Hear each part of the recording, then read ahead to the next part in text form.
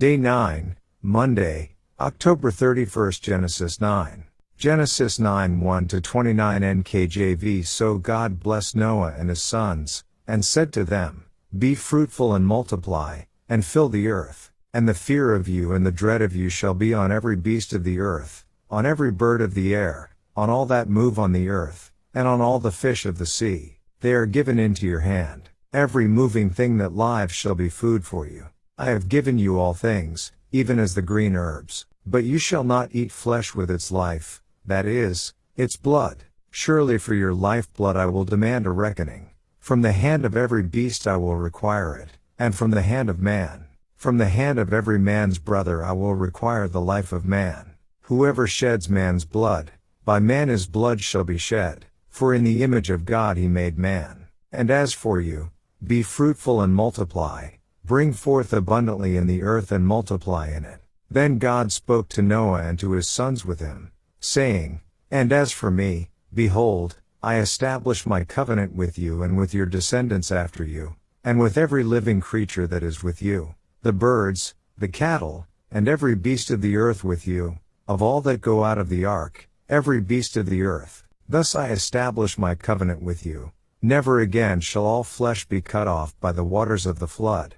Never again shall there be a flood to destroy the earth. And God said, This is the sign of the covenant which I make between me and you, and every living creature that is with you, for perpetual generations. I set my rainbow in the cloud, and it shall be for the sign of the covenant between me and the earth. It shall be, when I bring a cloud over the earth, that the rainbow shall be seen in the cloud, and I will remember my covenant which is between me and you and every living creature of all flesh. The waters shall never again become a flood to destroy all flesh. The rainbow shall be in the cloud, and I will look on it to remember the everlasting covenant between God and every living creature of all flesh that is on the earth. And God said to Noah, This is the sign of the covenant which I have established between me and all flesh that is on the earth. Now the sons of Noah who went out of the ark were Shem, Ham, and Japheth.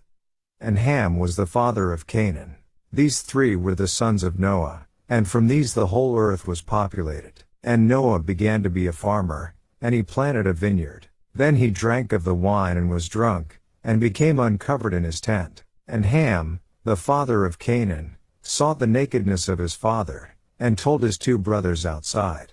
But Shem and Japheth took a garment, laid it on both their shoulders, and went backward and covered the nakedness of their father. Their faces were turned away, and they did not see their father's nakedness. So Noah awoke from his wine, and knew what his younger son had done to him. Then he said, Cursed be Canaan, a servant of servants he shall be to his brethren. And he said, Blessed be the Lord, the God of Shem, and may Canaan be his servant.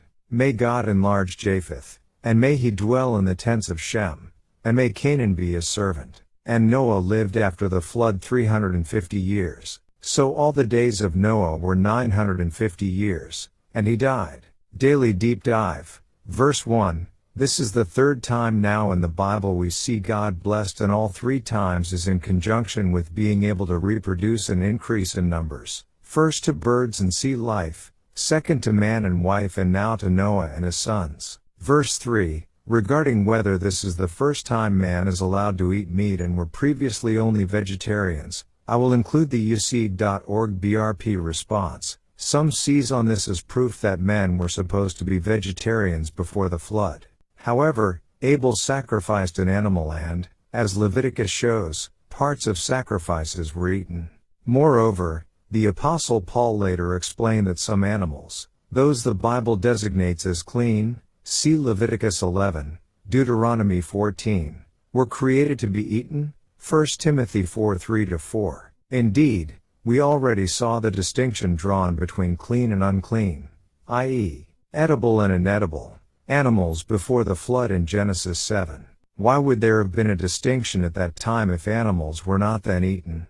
Thus it appears that God was simply telling Noah and his family that it was okay to eat animals again, which likely means they had not been permitted to kill any of the live animals on the ark in order to have eaten them while still aboard.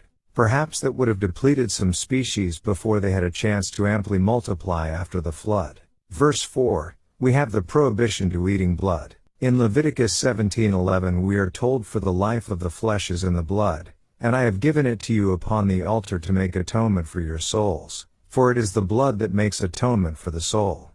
It's very clear from this scripture that God had a special purpose for blood in connection with sin and atonement. Here early in the Bible, again, long before Mount Sinai, we see this command, and we see these commands such as the Sabbath, the holy days, the clean/unclean food laws, etc., already existed and formed the basis of God's royal law, James 2:8, that continues unchanging from the beginning to the end of mankind. We see this command reinforced to Gentile Christians, Act 15:20, 15:29, 21:25, and remains clearly in effect for us too, which gives rise often to the question about, can you eat a rare steak? The answer is yes, and not just because I love a good medium rare steak. Even though we use the term bloodly, the red liquid on your plate and the red/pink color of the meat is not due to blood. It's natural to think it is, but it's actually a combination of water and a protein called myoglobin.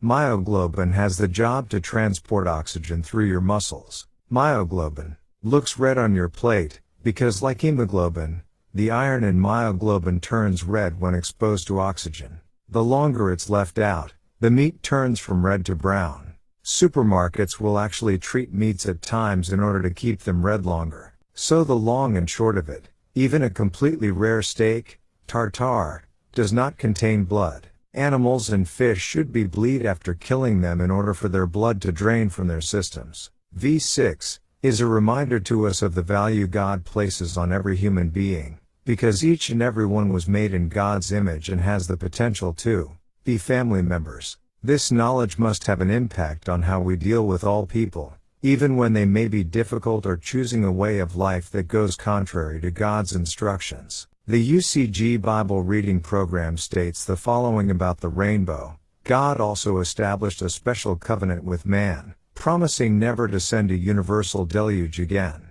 As a token, or sign, of the promise, God set the rainbow in the sky. Verse 13.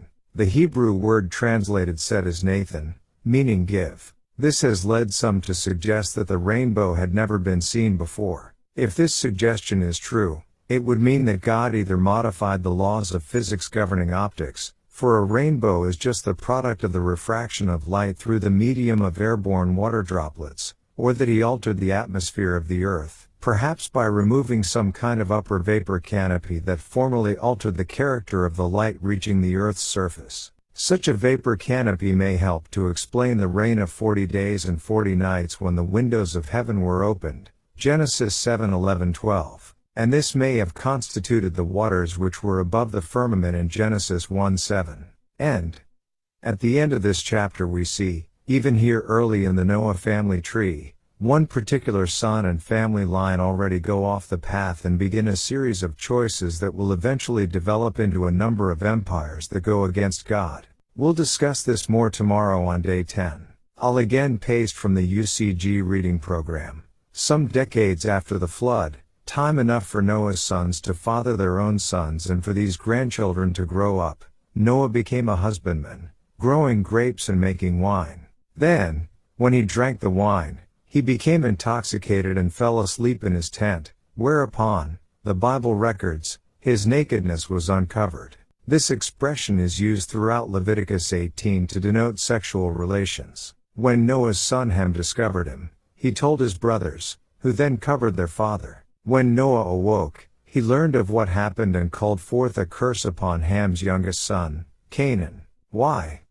Why should Canaan be cursed? Verse 24 states that Noah knew what his younger son had done to him. This is often interpreted to mean that Noah knew what Noah's younger son, Ham, had done to him. Yet if Ham himself were guilty of whatever wrong had been committed, we might assume that Noah would have cursed him personally, or, if his offspring were to be cursed, that it would apply to all his offspring or perhaps the eldest in his family rather than just Ham's youngest son Canaan and those who would spring from him. So the most likely scenario is that Canaan himself had committed the wrong, apparently some sexual sin against Noah while Noah was intoxicated, which Ham discovered.